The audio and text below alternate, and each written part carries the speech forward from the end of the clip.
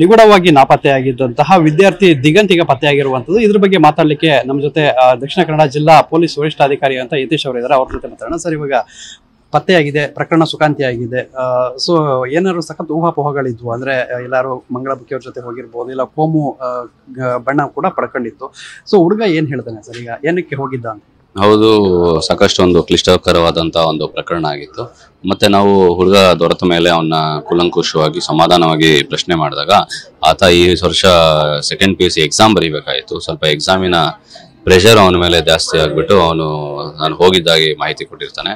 ಹಾಗಾಗಿ ಅವನನ್ನ ಸ್ವಲ್ಪ ನಾವು ಸಮಾಧಾನ ಮಾಡಿ CWC ಮುಂದೆ ಹಾಜರುಪಡಿಸಿ ಈಗ ಅವನನ್ನ ಬಾಲಕರ ಬಾಲ ಮಂದಿರದಲ್ಲಿ ಇಟ್ಟಿದ್ದೀವಿ.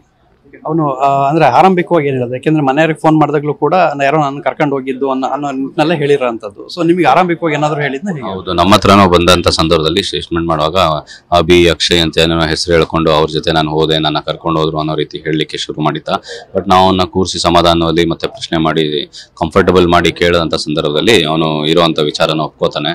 ಎಕ್ಸಾಮ್ ಪ್ರೆಷರ್ ಜಾಸ್ತಿ ಆಗಿ ಸ್ವಲ್ಪ ಕಲಿಕೆ ಕಮ್ಮಿ ಆಗಿದ್ರಿಂದ ನಾನು ಮನೆ ಬಿಟ್ಟು ಹೋದೆ ಅಂತ ಹೇಳಿ ಮಾಹಿತಿನ ಕೊಟ್ಟ ಮೇರೆಗೆ ಅದೇ ರೀತಿ ನಾವು ಕೂಡ ಸ್ಟೇಟ್ಮೆಂಟ್ ಮಾಡಿ CWC ಮುಂದೆ ಹಾಜರು ಮಾಡ್ತೀವಿ.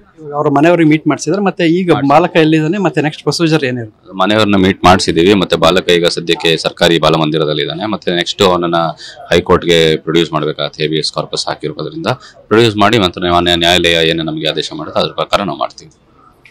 ಸೊ ಇದಿಷ್ಟು SP ಯತೀಶ್ ಅವ್ರು ಹೇಳ್ತಾ ಇರುವಂತದ್ದು. ಬಾಲಕನ ವಿಚಾರಣೆ ಮಾಡಿ ಅಂದ್ರೆ ಈಗ ಸದ್ಯಕ್ಕೆ ಬಾಲ ಮಂದಿರದಲ್ಲಿ ಇಟ್ಟಿರುವಂತದ್ದು. ಅದಾದ ಬಳಿಕ ಏನು ಕಾನೂನು ಪ್ರಕ್ರಿಯೆಗಳನ್ನ ಮುಗಿಸಿ ಅವರ ಮನೆಯವರಿಗೆ ಹಸ್ತಾಂತರ ಮಾಡ್ತೀವಿ ಅಂತ ಹೇಳಿದ್ದಾರೆ. ಕ್ಯಾಮರಾಮನ್ ವಿಲ್ಫ್ರೆಡ್ ಜೊತೆ ಪೃಥ್ವಿರಾಜ್ ಬೊಮ್ಮನಕೆರೆ, TV9 ಮಂಗಳೂರು.